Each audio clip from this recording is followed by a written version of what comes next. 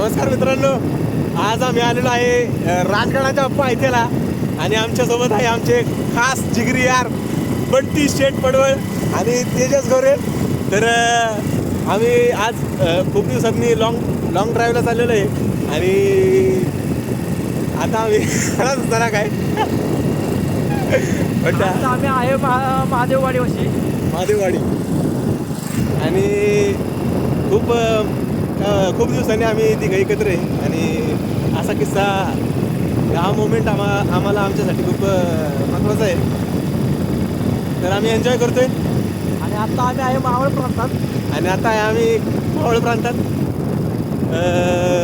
आता काही वेळाने आम्ही बुतुंड्याला जाणार आहे यसाची कंक त्यांचा वाडा पाहण्यासाठी.